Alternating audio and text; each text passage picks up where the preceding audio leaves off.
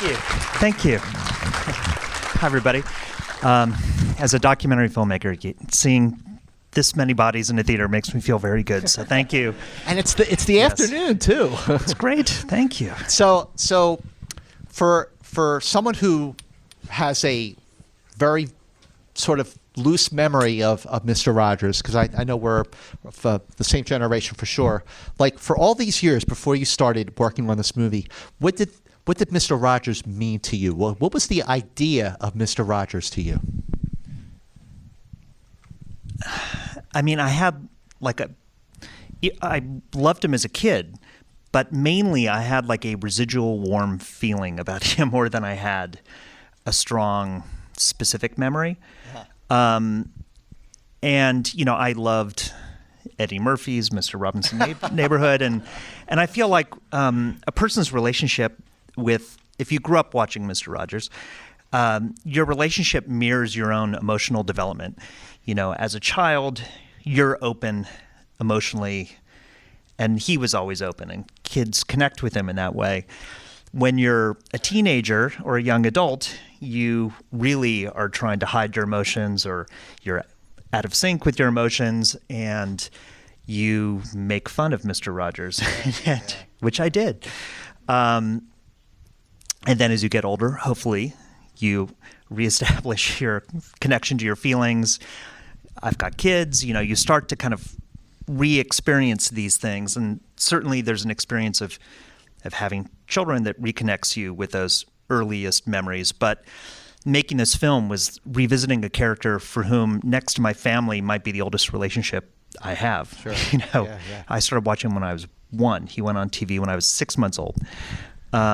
So it's an interesting experience because it predates your memory. You know, it's like he was always there, just like your parents were. Exactly. And I can't think of another cultural figure like that.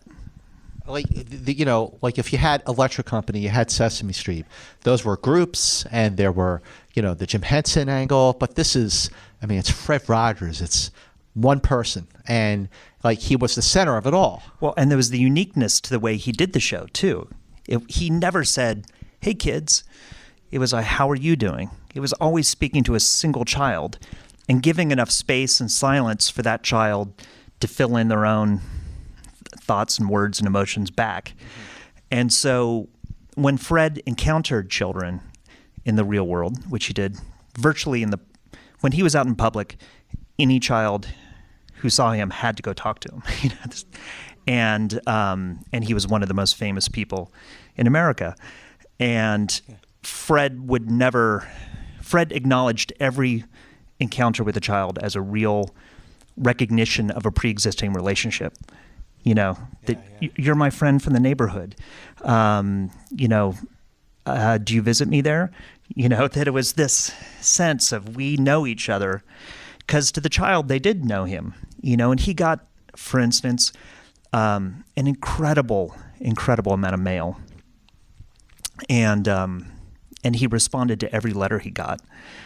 And it was a huge part. He would spend hours and hours and hours every week doing it. Because again, if a child wrote, it's because they felt they knew him. And he always responded thoughtfully and in this amazing way. He actually published this book called Dear Mr. Rogers that he put out in the 90s. That's just a collection of letters he got and the letters he wrote back. And it's one of my favorite things. And the opening letter in the book is, and I'll paraphrase it a bit, but it's a 5-year-old boy writes and says, "Dear Mr. Rogers, are you for real? Are you for real or not? Are you under a mask like Big Bird? My birthday wish is I want to know whether or not you are for real." And what's so interesting, you know, when I read that letter, I said, well, that's kind of the question that everybody has.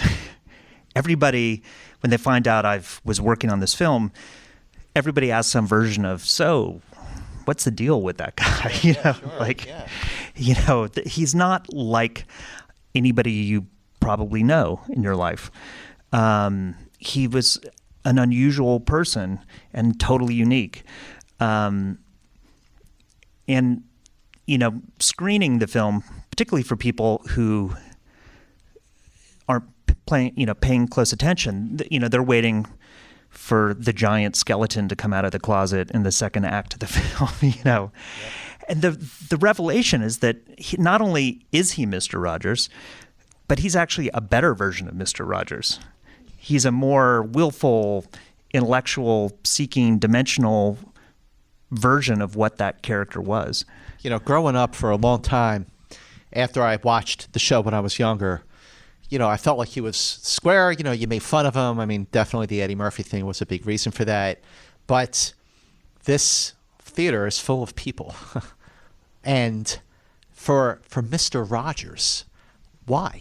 Like, what was it about him that people still love? Well, it's why I wanted to make the film, which was really not because I wanted to do a nostalgia piece. It was because when I became reacquainted with him as an adult, the overwhelming feeling I got was, where is this voice in our culture?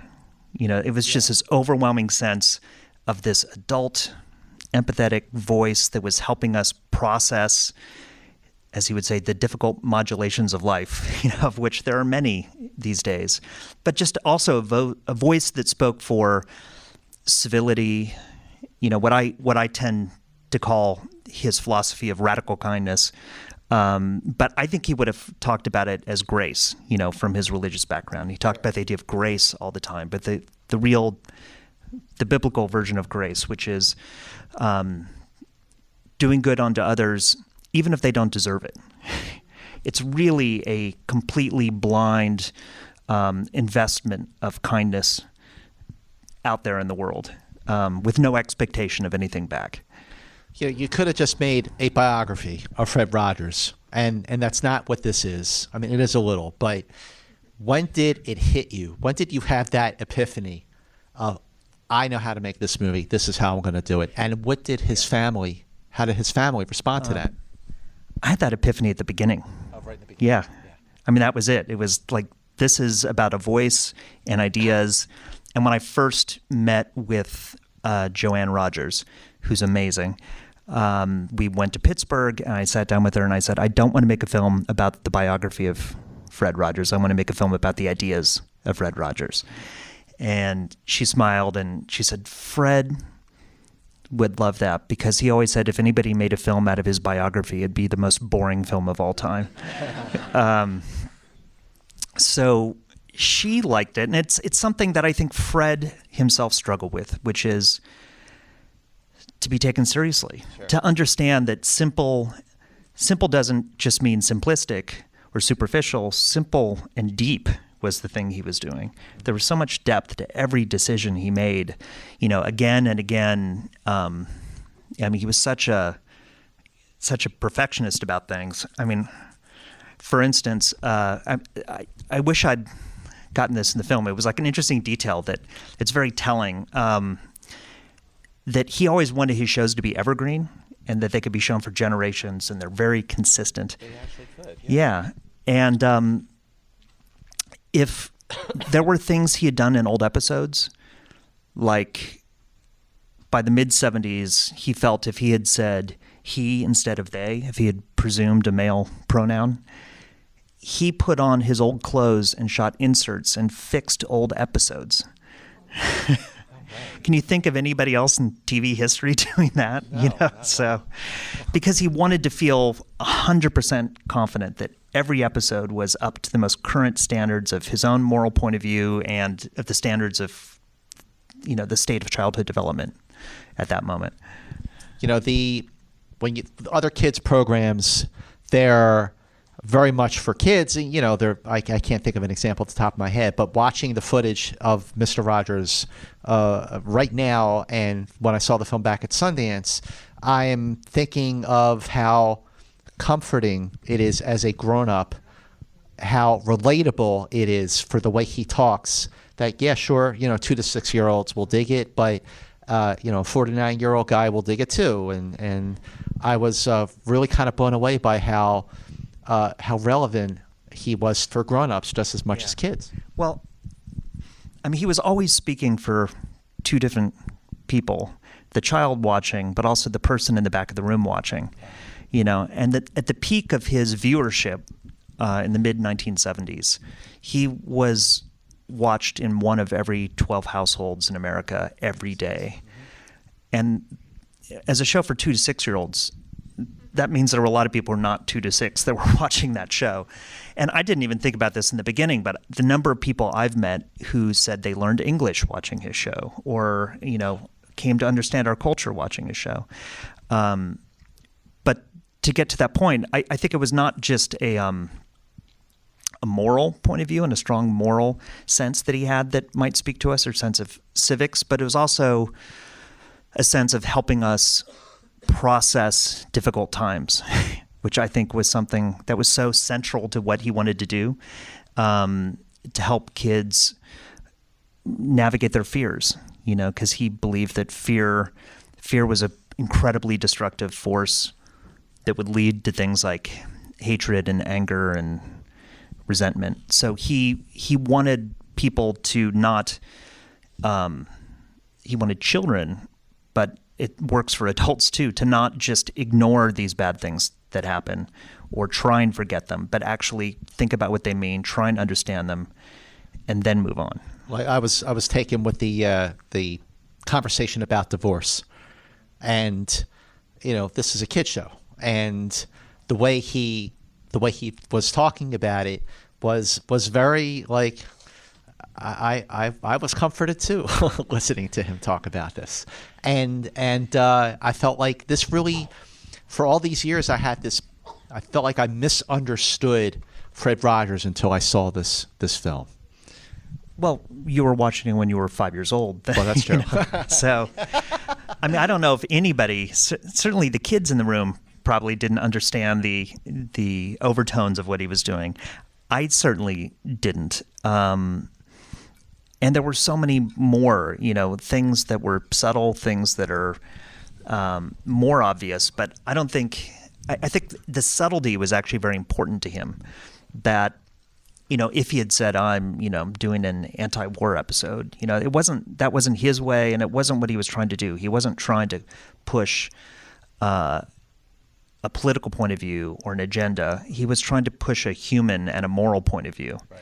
And that was the thing that came from his faith, not only his Christian faith, but his deep belief in the power of God and these, the principles of faith, love, and forgiveness, which was something he talks about pardon at the end in that 9/11 PSA that he had done. But he often quoted Christ saying the one thing that evil cannot tolerate is forgiveness. I think he was never judgmental. He was always trying to understand and forgive. And that is so different from what we hear elsewhere in the culture these days. Going through all the archival footage, and there was a lot of it, was there something that you wanted to put in the film that you just couldn't do it, that you just had to cut for time? I mean, there were so many great details about things. I mean, things like he was a vegetarian his whole adult life because he said he never wanted to eat anything with a mother. And there was this great, him on the cover of Vegetarian Times magazine. There was a great thing about that. There was a great story his son told me that as his sons became teenagers and Fred was trying to stay in touch with what the kids were into and what they were into, because he said, well, give me the music you're listening to. Because he had been a composition major in college. He wrote all the music on the show. He obviously processed and thought musically in many, many different ways. And so his son Jim said, well, I was trying to throw him for a loop. I'd give him the Allman Brothers, then give him Frank Zappa. And he said, my dad liked Zappa, but he said the musician that my dad really connected with was Bob Marley. And if you think about the message of Marley's music, One Love, and all of these things, it's very much on message. It comes out of that Rastafarian morality, another kind of religious idea. And then he said, of course, I didn't give my dad any of the ganja songs. just the love songs. So See, I would have had him pegged for a Beach Boys kind of guy, but yeah. He also said that his dad's favorite TV show was Monty Python's Flying Circus. So he is cool. Yes. There you go. Yes. I want to open up to the audience while we have some time. But before I do, I just want one more question. Joanne Rogers, what was it like the first time she saw the film? She's so amazing. And I just have to put this plug in because I'm so impressed by her doing this. She's driving to New York tomorrow from Pittsburgh because she's going to go on the Today Show on Monday, and she's going on Jimmy Fallon Tuesday night. Wow. She's 92, and you might want to watch that. I'm very curious to see cool. to see how that goes, which is awesome that she can do that for us. But when we screened the film for her, when we picture locked and I went back to Pittsburgh to let her see it, we went to her apartment, and somehow she ended up sitting behind me, so I couldn't look at her during the movie, which was a big mistake. So I just sat there waiting for 94 minutes. And at the end of it, I turned around, and she had a big smile, and she said, "That was so wonderful, I didn't even cry once." Which, she's the only person for whom that's a good review. That I think for her, it gave her this overwhelming sense of joy, and that we got Fred in some ways. And then the next thing she said was, Fred would have loved this movie, which was the best review. The best possible review. Is that on Rotten Tomatoes? Because it should be. But does anyone have a question while we still have time? Yes. I love this film so much. My question is, at one point Joanne said that she and Fred weren't allowed to express anger when they were growing up. Was he from an abusive household, or was it just a strict? What was his upbringing like, Fred Rogers? it wasn't abusive. And he loved his parents. They were just of the generation where children were meant to be, seen but not heard. He had a very unique childhood insofar as he was an only child. He was overweight. He was sickly.